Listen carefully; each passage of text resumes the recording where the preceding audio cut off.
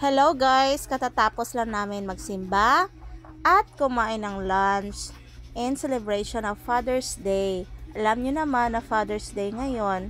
Kaya ito, naisipan din namin na mag-grocery. At ito ang inuna namin dito sa frozen foods. Kasi my kids love frozen foods. And most especially the hot dog, cheese dog. Yan. Kaya, mamimili muna kami.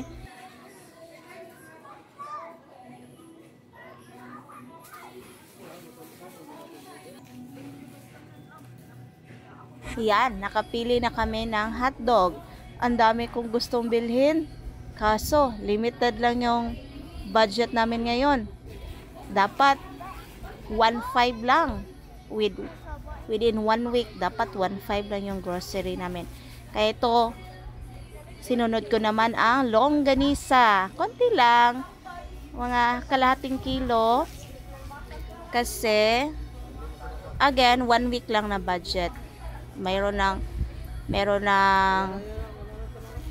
hotdog, may longganisa, at ito ang ham. Hindi pwedeng walang ham. Kasi magagalit si Jan ay botikling yan. Kasi, alam nyo, favorito niya yan eh. His number 1 favorite. Number 1 ba? Sa frozen food. Kaya ito, hanap muna kami ng cart. Yan, para lalagyan sa binili naming frozen foods. Yan, nakakuha na kami. At ito, ang una kong nakuha sa grocery store, ang coffee. Di pwedeng walang coffee. Morning and afternoon, dapat magkape kami na mag-asawa. At ito, cheese it para palaman sa sliced bread. Hanap-hanap pa kami. Actually, wala kaming listahan. Naisipan lang kasi namin mag-asawa na grocery muna tayo. Nasanay na kasi kami na sa sari-sari store lang kami bumibili ng aming pang araw-araw na kailangan. Kaya, and I think last 2 months pa yata kami last na kapag grocery ng asawa ko. At ngayon lang kami magkasamang 5 na pumunta sa mall para mag-grocery. Heto, dito kami. Mahilig din kami. Once again, sinabi ko na at the beginning pala sa video na mahilig kami sa mga frozen foods, which is not good ha. Especially maliliit pa yung mga anak ko. But, alam nyo, busy yung life. At ang una talaga nating maluto ay yung mga processed foods kasi madali lang sila lutuin. And I know it's not healthy. Oh, guilty naman ako giging bad mom ko. But I'm trying my best to become a good mom. Babawi lang ako sa susunod. Ito, we're looking for yan, canned goods. Corned beef, ito, mga century tuna. My husband love this. Kuha mo na kayo, pili mo na kami, ha? Popcorn, nasad niyo paleta sa popcorn. Ang goal lang talaga namin ngayon ay mga basic needs, o basic na kinakain namin for grocery. Wala yung mga pagkain ng pambata like junk foods. Wala yun sa budget. Ang amin meron kaming mabili na canton, noodles, canned goods, soy sauce, yung mga important lang, and oil, and then yun mga ano lang, basic lang. Yun yung goal lang namin ng asawa ko. But mabuti naman yung mga anak ko, hindi man sila masyado nanghihingi ng mga pagkaing pambata.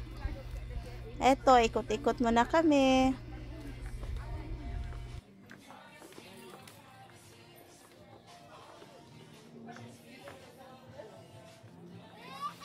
Nahanap namin dito, ito yung magic sarap. Hanap din kami hinahanap namin dito yung soy sauce. Yan. Ano ba magandang brand? Is it Silver Swan or Dato Puti? Comment down below. Kaya, yun. Nanap namin ng asawa ko, nalilito pa. Again, limited lang yung budget. Yan, pinili yan ni Steffi. But gustong ibalik ng ama niya kasi mahal daw. Pero mura lang yan, kaya yan sa budget. Sabi ko, pasok yan. Masarap naman kasi yan. Masarap yan ihalo sa sa mga ginisa. Especially, pwede nyo nga ulamin yun eh. Sige, hanap muna kami ng iba.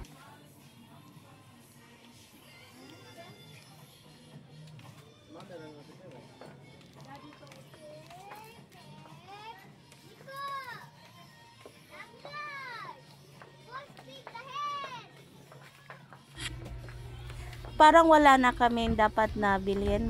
Parang abot na kami sa quota na 1.5, kaya siguro need na naming ipa-counter yung mga binili namin. Kaya ito, papunta na kami sa counter.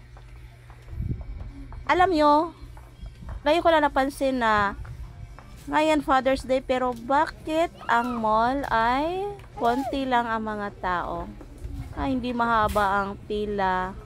Dito ako kasi ito yung pinakamalapit na nakita ko. Yan. Marami palang salamat sa iyo, Steffi, sa iyong pag-video.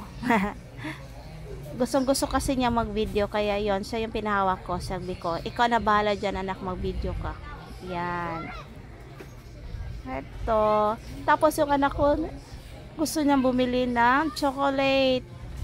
Teka, humanap kayo doon, kayong tatlo, humanap kayo doon ng pagkain nyo. Ayun, nakakuha naman sila, yung pinasali na napili nila yung gummy bears. Hi, Logan. Yan. Yan. Bye-bye for now.